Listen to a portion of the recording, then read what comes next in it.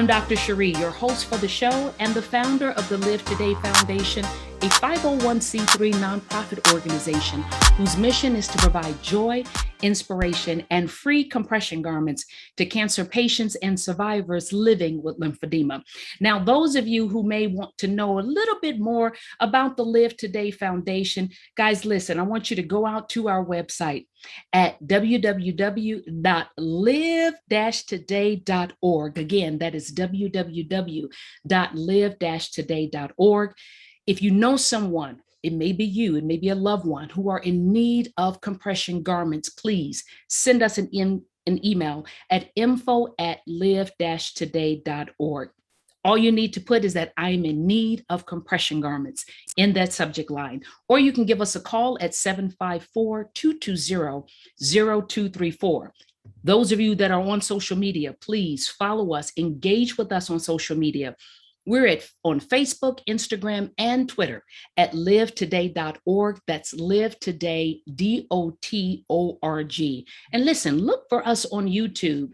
Just search for the Live Today Foundation. You can grab a hold of all of the past episodes and remember to subscribe to our channel so that you can be notified when new episodes become available. Now, I am so excited about our guest today. I am so super excited because I finally have a wonderful guest who is going to help me continue this conversation specifically on how cancer patients and survivors can prevent lymphedema as a chronic debilitating disease. My guest, oh my God, Sabrina Korentager earned. This woman is highly educated. She earned an undergraduate degree from Kansas State University in industrial psychology. And then she went on to receive a master's in nursing, a master's of science in nursing. She has over 25 years of clinical nursing experience that includes cardiac and cancer research. But listen, it was during her cancer research that led her to her true passion, and that's working directly with patients, cancer patients who have been impacted with cancer-related lymphedema. And so she returned to school. That's how dedicated she is. She returned to school in order to become certified as a lymphedema therapist.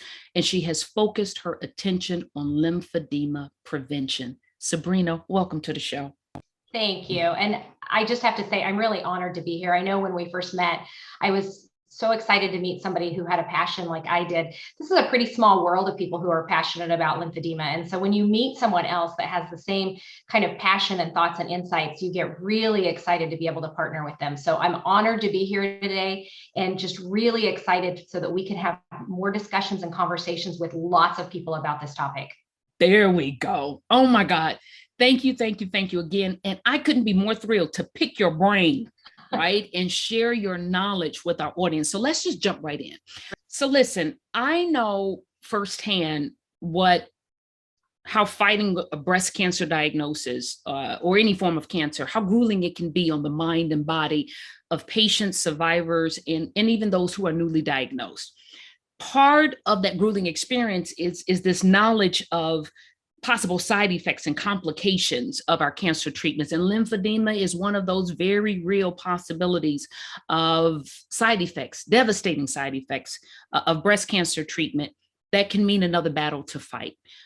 From your experience, what is the percentage of breast cancer patients that are affected by lymphedema? We estimate about 20% of breast cancer patients are affected, which is, obviously a much higher number than we would like. Absolutely. And what can happen if it's left untreated?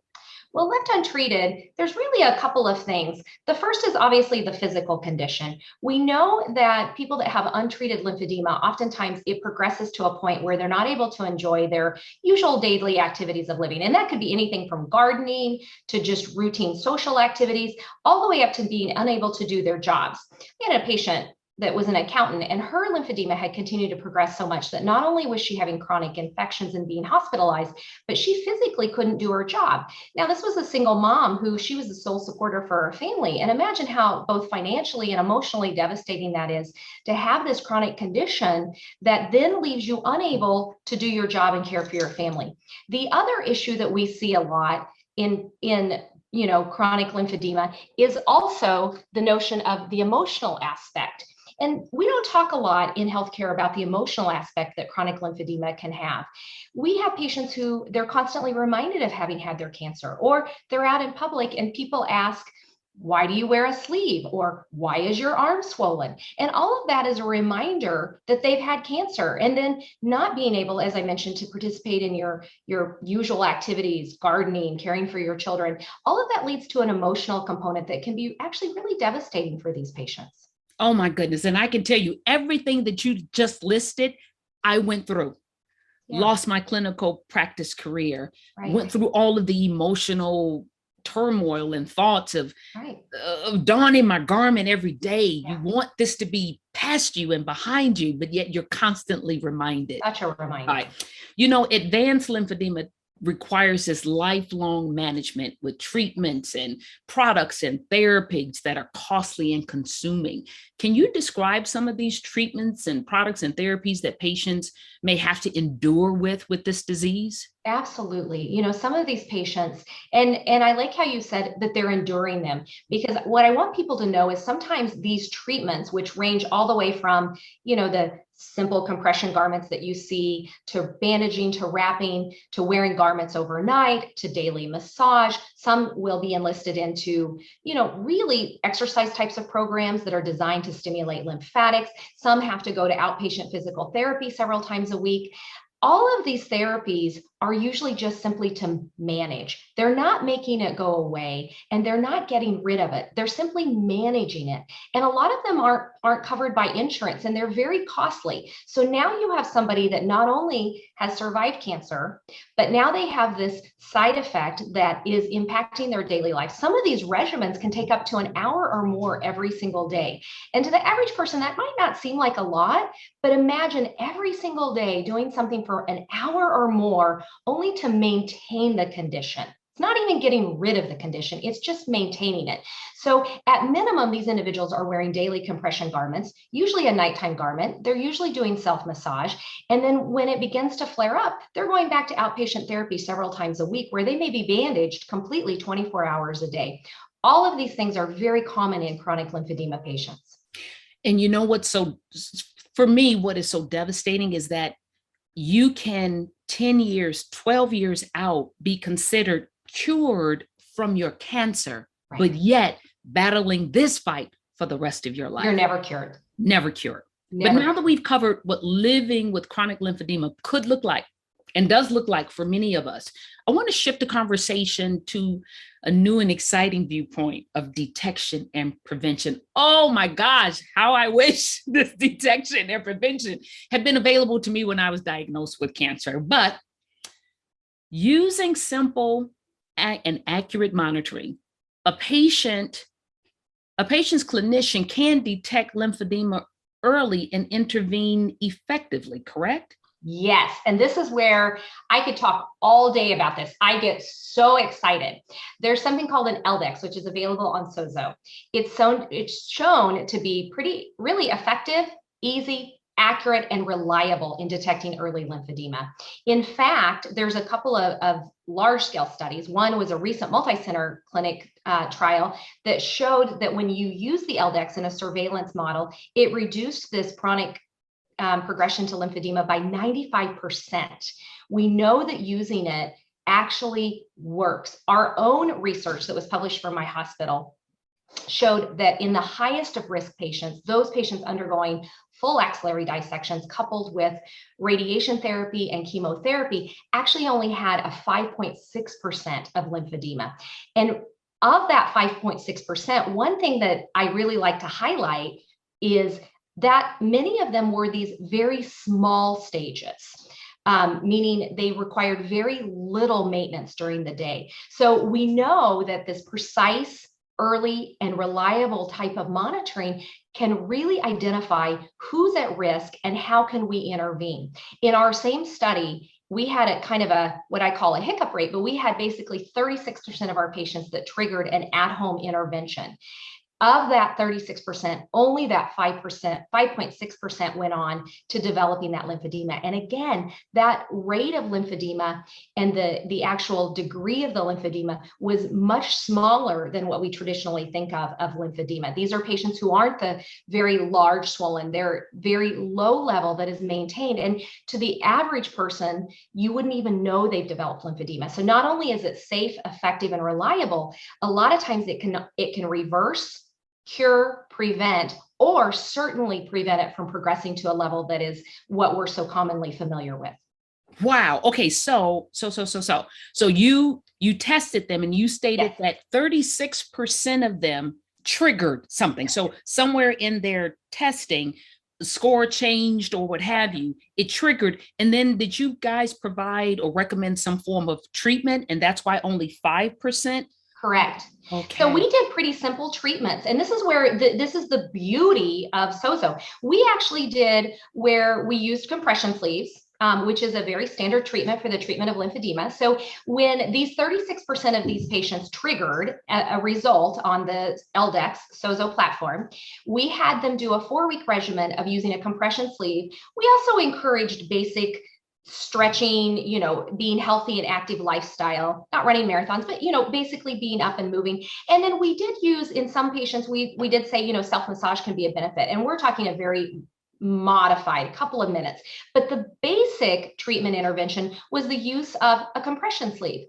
And of that 36%, only 5%, 5.6% developed what we call chronic, at least stage 1 lymphedema. And I can tell you that of the 5.6%, over half of those are only a stage 1. Wow. Okay. Yeah. So in other words, it's extremely important to get tested. You can't trigger anything, and you certainly can't trigger a treatment that could prevent chronic lymphedema unless you get tested. Correct. So, it's actually key. The whole premise of this is it's key. Testing with LDEX only takes minutes, and really it can be part of your routine follow-up. It doesn't even require a lot of additional visits or anything else. But if it's part of your routine follow-up, then it enables this early detection, which then of course enables early intervention and treatment, which then can prevent developing lymphedema. Okay, so once a patient gets a baseline LDEX score using this SOZO device, you're stating that regular monitoring is important for this early detection and treatment. It's essential. So finding a provider or a surgeon or a therapist who offers this is really essential. The baseline is the first step. Once you have the baseline, it sets the stage for your routine follow-ups, because really SOZO is designed, LDEX SOZO is designed to catch it before symptoms have started, before you have swelling. And so that's why it needs to be part of your routine follow-up, is to really find it so that it's detected early, because then when detected early, treatment is simple, effective, and it most of the time can, as we've shown through research, most of the time it resolves the issue. Wow.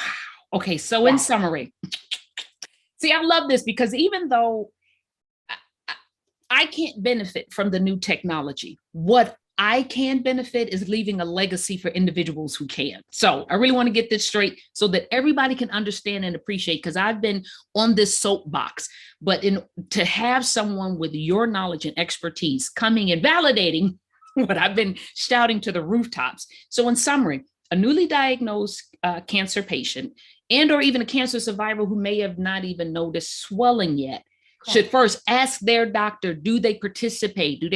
Ask their healthcare team, do you participate in a lymphedema prevention program? And if not, please, everyone, go out to the Live Today website at www.live-today.org, and you can find your nearest provider. So you got to get tested, right? And then with the regular monitoring, their clinician can detect when early reversible changes of lymphedema have occurred. And this serves as a trigger. And at that point, they can intervene with simple at-home care and get treated. So the 3 T's to remember are test, trigger, treat. And with the proper intervention, chronic debilitating lymphedema can be prevented. Correct. And I think one thing that's really important to note about prevention, early detection, a lot of these patients, for example, of the 36% of ours that required intervention, they don't require intervention lifelong. Many of them have gone back to just normal types of risk reduction things that we recommend in our clinics. So it's not that this 36% now wear compression sleeves all day, every day. Only this 5.6% have gone on to needing some type of daily treatment. So really, to drive the point home, with early detection, you can actually correct and reverse those early changes that are causing the possibility of developing chronic lymphedema. So many of our patients have gone on to having the same lifestyle that they had before they had cancer, which is really where the game changer is giving cancer patients back their ability to be normal again. Sabrina, I wish I could pack you up every time I go to do a keynote and I have the opportunity to take the stage with cancer patients, survivors, people who have no connection with cancer as of yet that they know of, and they're just trying to be there and be a help. Wish I could carry you with me, pop you out. I wish I could too, because I would love for the world to adopt this. I believe every person deserves this. Absolutely, they do. Now, as a therapist, you're treating lymphedema patients on a regular basis. What parting words do you have for cancer patients and survivors? I actually have two parting words. One is, I think as a community, especially myself, I recognized years ago we needed to do better. We needed to stop treating lymphedema as a side effect. We needed to stop saying, you're cured of your cancer and so you have the side effects, so what? That was the first thing that I want cancer patients to hear from me. As a therapist, I want to do better. I want every patient out there to have this technology available to them.